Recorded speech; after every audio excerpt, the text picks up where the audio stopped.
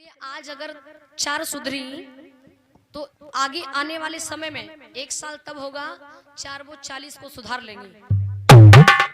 अब main point पर आइए।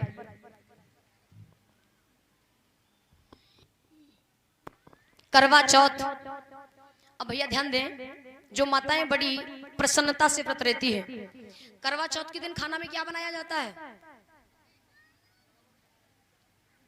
चावल यानी भात। अरे चावल भात में अंतर नहीं है क्या?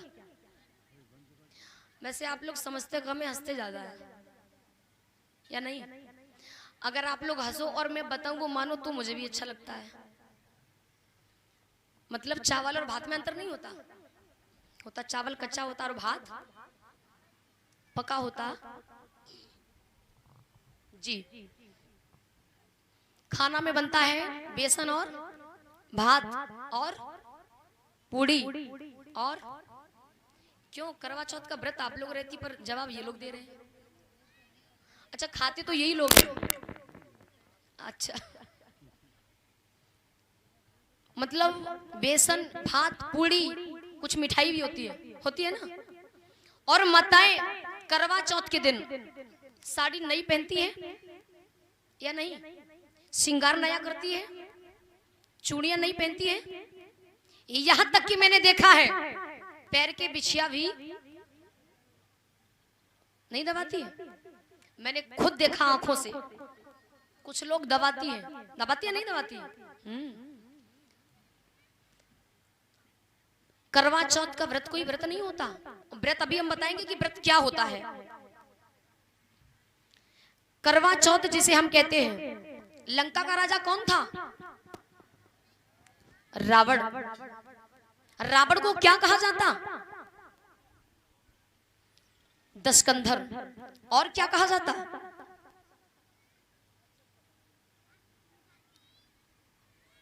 रावण को ब्राह्मण भी कहा जाता। ब्राह्मण कहा जाता क्यों? क्योंकि रावण हम आपका ही समाज का था, कोई और नहीं था। ब्राह्मण क्यों कहा गया? क्योंकि उस समय रावण से बड़ा कोई विद्वान नहीं था, जिसे वेद पुराण शास्त्र सारे इतिहासों की जानकारी होती है, यानी कि जिसे सारे ब्रह्मांड की जानकारी होती है, उसे हम ब्राह्मण कहते हैं। रावण का वध किसने किया? राम ने। लेकिन लोग उन्हें क्या कहते हैं? भगवान। उनकी पूजा करते हैं। जिस समय राम ने रावण का वध किया और यहां तक कि उनकी पत्नी मंदोदरी को, हमारे समाज की महिलाओं को यह गुमराह कर दिया कि आप अपने पति के लिए दीर्घ आयु की कामना करो। आप अपने पति के लिए दीर्घायु की कामना करो। अरे जिसका पति मर चुका हो वो अपने पति को जिंदा भी नहीं कर सकती है, उसकी उम्र क्या बढ़ा सकती है? माताएं अभी ध्यान नहीं दे रही हैं।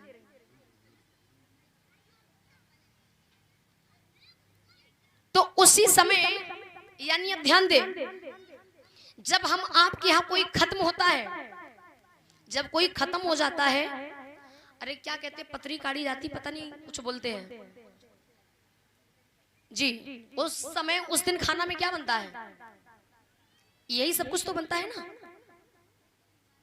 तो याद रखना माताओं, जब राम ने रावण का वध किया, हमारी समाज की महिलाओं को गुमराह किया, लेकिन हमारी समाज की माताओं को यह नहीं पता कि हम किस लिए करवा का व्रत रखती हैं।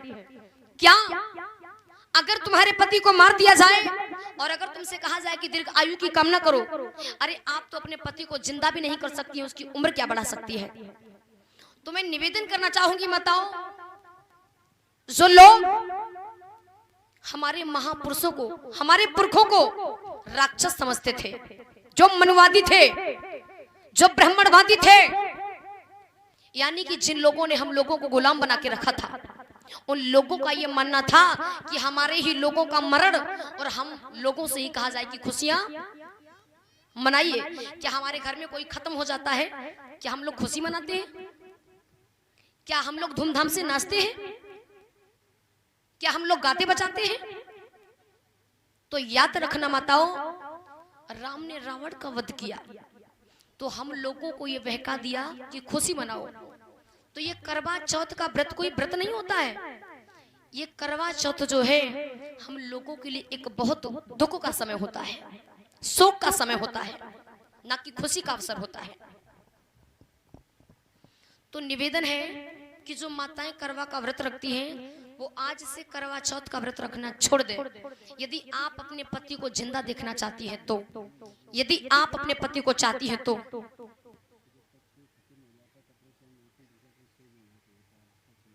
और साथ ही साथ अरे एक छोटी सी बात, आप जो साड़ी नहीं पहनती हैं, बिछिया नहीं दबाती हैं, श्रृंगार नया करती है, एक माँ का जब पति खत्म हो जाता है तभी तो उस माँ के साथ ये किया जाता है, तभी तो होता ना। आप विधवा तो नहीं हो, आपका पति मरा तो नहीं है, अरे आपका पति आपके सामने है। तो ये सब उस माँ के साथ किया गया था जिस माँ का पति इस दुनिया से चला गया था। तो मैं समझती हूँ कि आप अपने पति को जिंदा देखना चाहती हैं, यदि आप अपने पति का मान सम्मान बढ़ाना चाहती हैं तो निवेदन है माताओं, एक बार नहीं मैं बार बार हाथ जोड़ लूंगी कि आज से आप करवा चौथ का व्रत न रखें। तो माताओं अब तो नहीं रखेंगी ईमानदारी से। और यहाँ बड़ी सोचने और समझने की बात है, जिसे अपने घर वालों से डर हो और अगर वक्त आ जाए मुझसे मिलने और मिलाने का तो हम उनसे भी बात कर लेंगे। ऐसी कितनी माताएं हैं जो आज से करवा चौथ का व्रत नहीं रखेंगी, अपने पति को अपने सामने जिंदा देखना चाहती हैं। जरा हाथ उठाइए ईमानदारी से।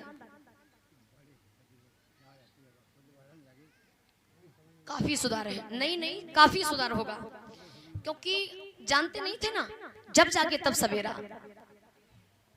अब व्रत की बात आ जाए, व्रत की, यदि आप अपने पति की उम्र बढ़ाना चाहती हैं तो पति अगर किसी बात को कहता है कि ऐसा कार्य मत करिए तो मत करिए। अगर पति कहता है कि ये चीज मत खाइए तो मत खाइए। अगर पति कहता है कि फलानी बहन घर मत जाइए तो मत जाइए। पर आजकल क्या भैया, अगर भैया ने कहा कि फलानी जीजी घर मत जाना तो जी पता क्या करती है, चौका सवेरे बाद में लगाए पर फलानी जीजी घर है तो घर में झगड़ा तो होगा ही।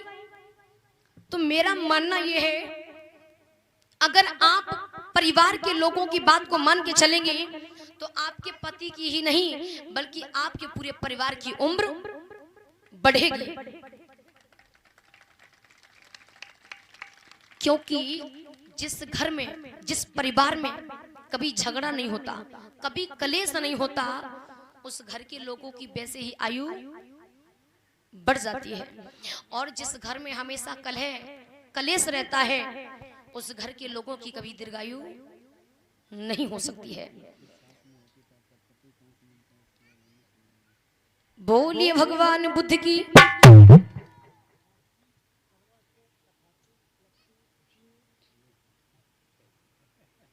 और इन्हीं शब्दों पर खुश होकर के, क्योंकि सम्मान के लिए एक पुष्प ही बहुत बड़ा होता है। ये दादाजी 10 राष्ट्रीय मुद्राओं का दान दे रहे, तथागत शील प्रदान करें, शील हमेशा इनकी रक्षा करें।